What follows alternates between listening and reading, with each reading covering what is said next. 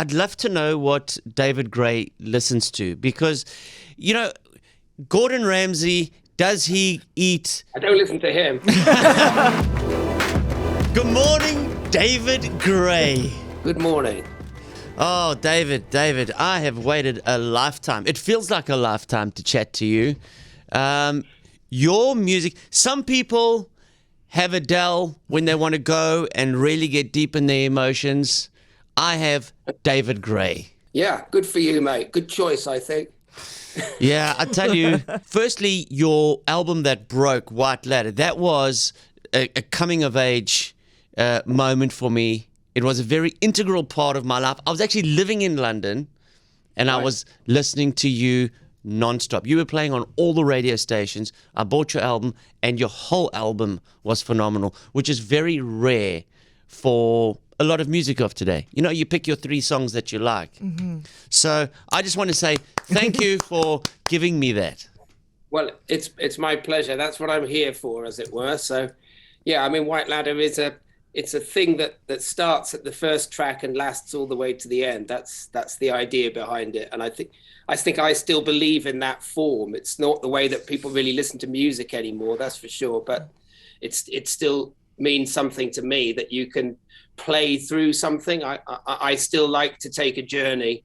But it's weird just with technology dictating the way that we respond to music and ideas. Even having said that, my own attention span has changed because of that. And I'll be flitting around. So I generally, like a little magpie, I'll pick up songs here and there that I want to listen to, and I'll just put them on a little list and then listen to it like that.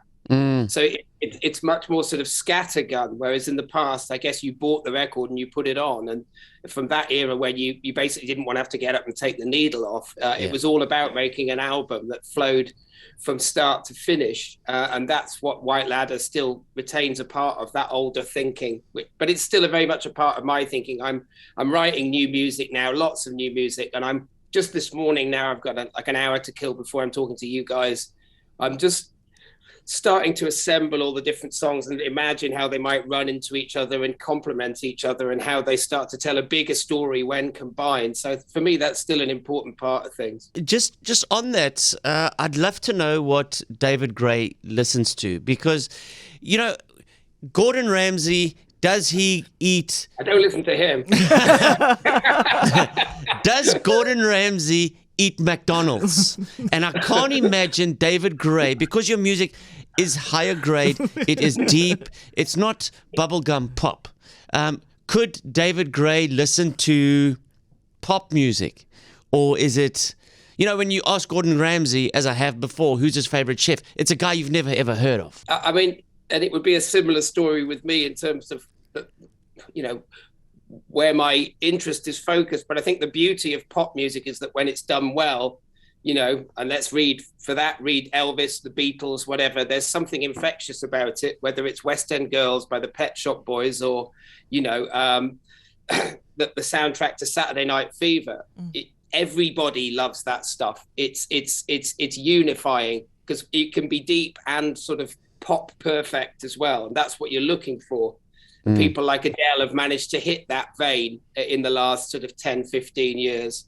So it is possible to have something that flows deeply as well as...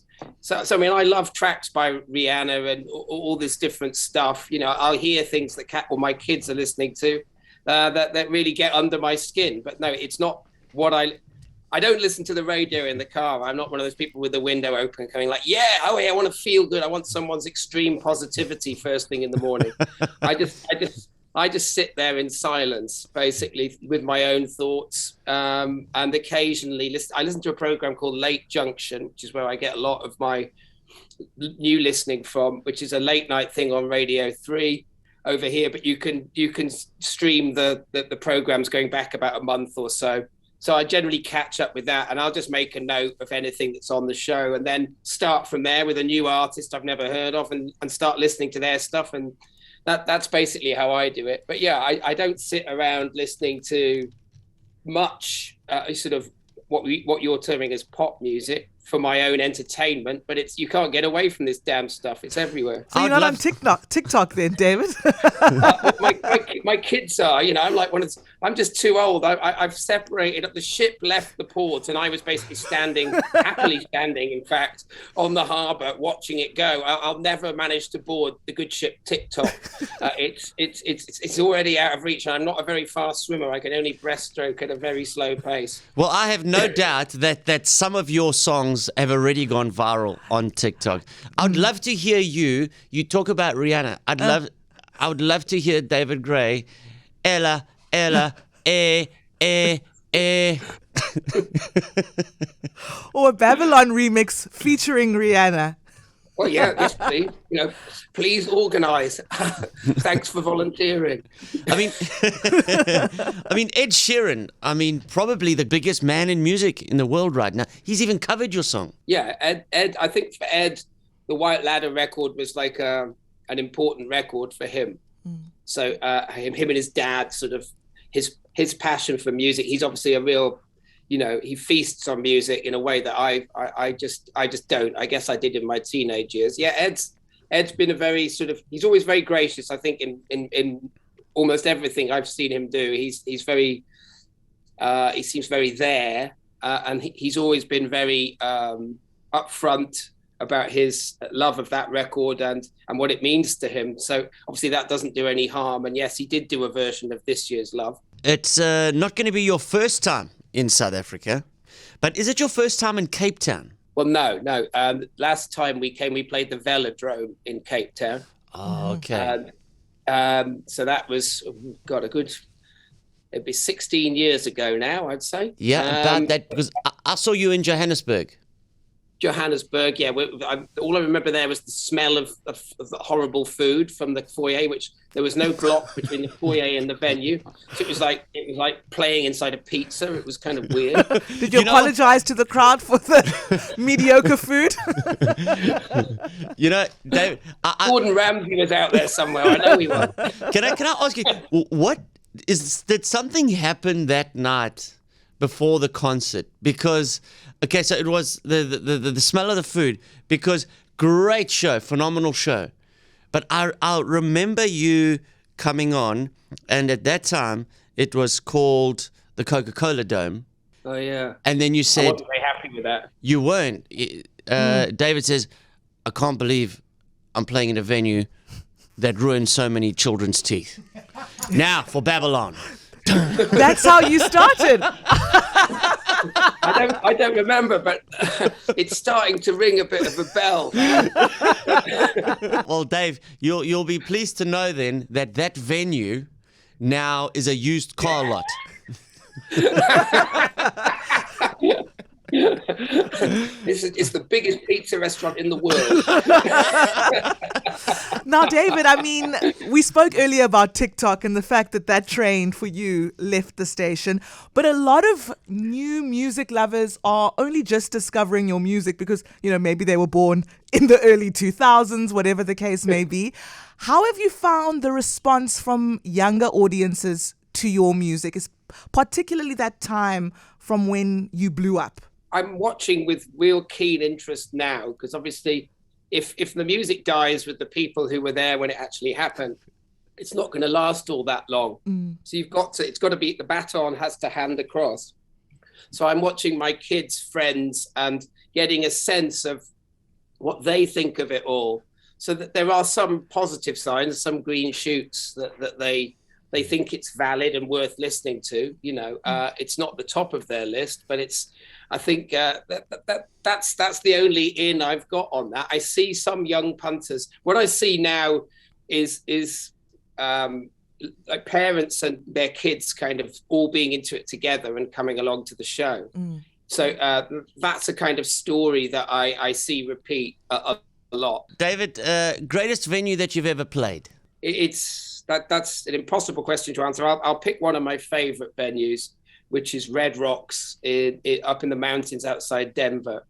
So it's basically you're playing at the top of a mountain, and you're surrounded by these huge red rock formations, and the whole it's like a raked amphitheater that goes up very, very steeply up the mountainside, and you're at the bottom with all these red rocks behind the stage. So for the audience, they're looking out over, they can probably see 100 miles from up there, out across Denver and the sort of Colorado plains.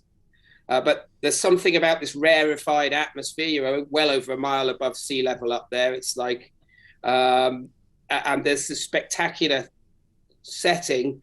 It charges the gig and the people who are at the gig with a kind of crazy energy that just wants to release. There's like a static up there, the kind of thing that causes thunderstorms, and it kind of suddenly ends up flowing through your fingers and through your voice. So I've had some incredible moments up there.